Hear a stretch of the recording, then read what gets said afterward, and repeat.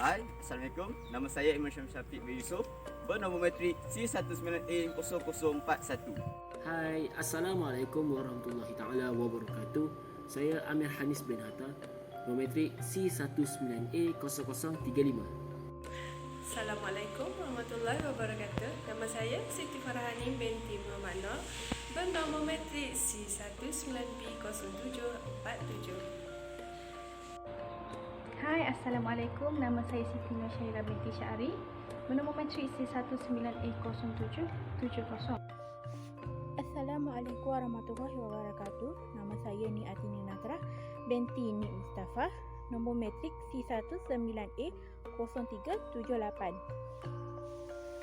Saya Nurul Syakirah binti Nur Hisham, nombor matrik C19A0689. Dan saya Siti Salihah binti Hashim, memegang kad matrik 19A0786.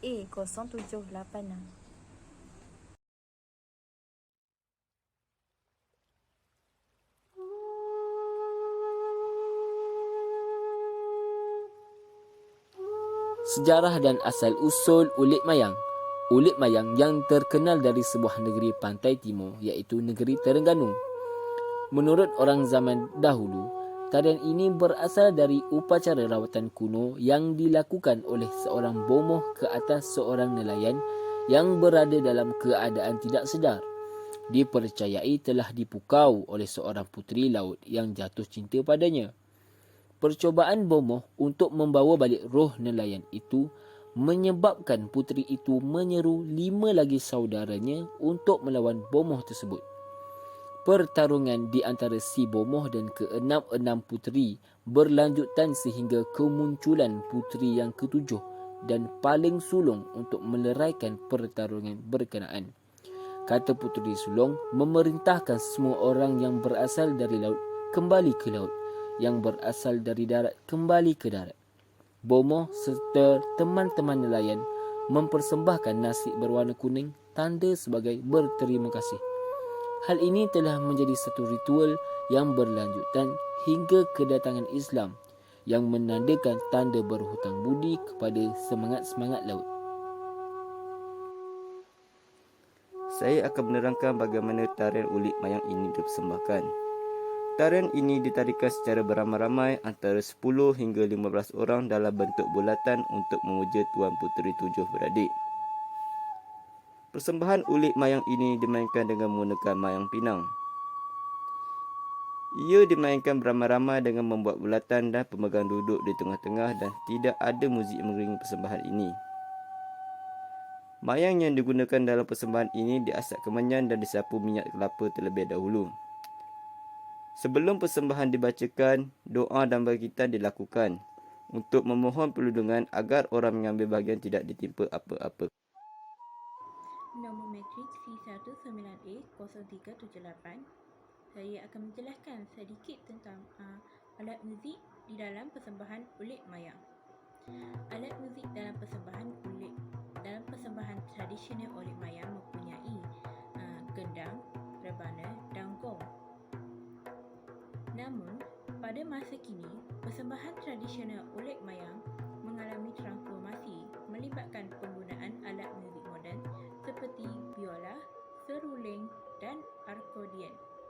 Gendang dan gong masih digunakan, tetapi ia telah dipertingkatkan dengan penambahan alat muzik moden lain seperti seruling dan akordion untuk memberikan persembahan yang lebih baik.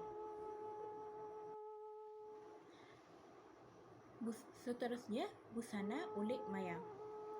6 daripada 7 penari wanita Ulik Mayang biasanya memakai pakaian tradisional terdiri daripada kain songket berlengan panjang, selendang yang dipakai di pinggang dan jari, sanggul, subang dan kain songket labuh di bahagian bawah badan, bersama aksesori lain.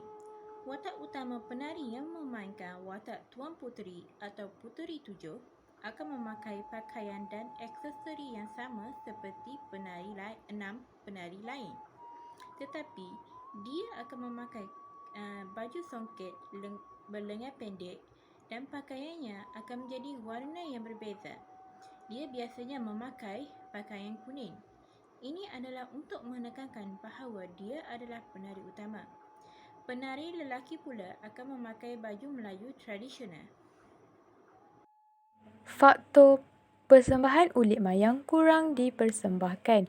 Persembahan ulit mayang kurang digunakan di dalam masyarakat Melayu adalah untuk mengelakkan daripada melanggar syariah Islam kerana persembahan ini berunsurkan syirik.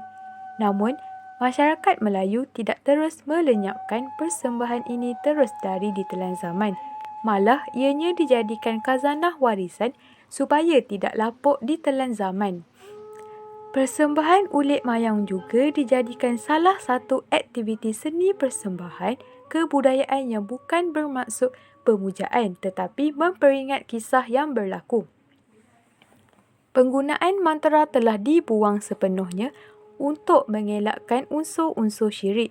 Acara pembukaan ulit mayang digantikan dengan bacaan doa dan Al-Fatihah bagi membendung dari berlaku hal-hal yang tidak diingini. Cadangan pemeliharaan terhadap muzik ataupun ensemble kebudayaan ulit mayang. Persembahan ulit mayang ini mempunyai sejarah yang tersendiri. Warisan ini perlulah dijaga sampai bila-bila kerana ia mempunyai nilai yang bermakna dalam peristiwa yang berlaku pada zaman dahulu. Persembahan ini perlulah dijaga keasliannya agar tidak digunakan atau dirosakkan oleh golongan tertentu yang tidak bertanggungjawab. Negara Malaysia yang mempunyai pelbagai warisan dan keunikan tersendiri, kita perlulah menjaga warisan tersebut dari dirosakkan oleh orang lain maupun diri sendiri.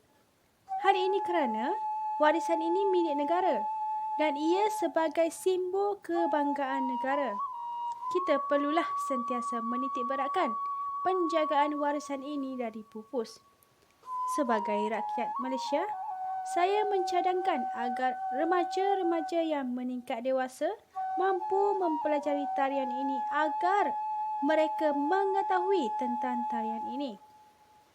Saya juga sebagai seorang pelajar, saya berharap agar universiti mampu memperbanyakkan lagi penerimaan tentang tarian-tarian muzik tradisional ini agar pelajar juga mampu mempelajari dengan lebih jelas dan teliti tentang tarian ini. Kesimpulannya, persembahan ulit mayang ini mempunyai sejarah yang tersendiri. Warisan ini perlu dijaga sampai bila-bila kerana ia mempunyai nilai yang bermakna dalam peristiwa yang berlaku pada zaman dahulu. Walaupun zaman semakin moden, namun setiap peristiwa zaman dahulu yang melibatkan unsur warisan seperti tarian ulit mayang, mak yong, kuda kepang dan banyak lagi, ia perlulah dikekalkan agar anak-anak generasi akan datang tahu tentang setiap peristiwa yang berlaku dalam setiap persembahan yang melibatkan ritual ini. Persembahan ini juga memberi makna yang mendalam seperti orang zaman dahulu kurang menitik beratkan tentang agama Islam. Jika ia dikaji lebih mendalam, kita akan mengetahui mereka kurang menitik beratkan soal agama.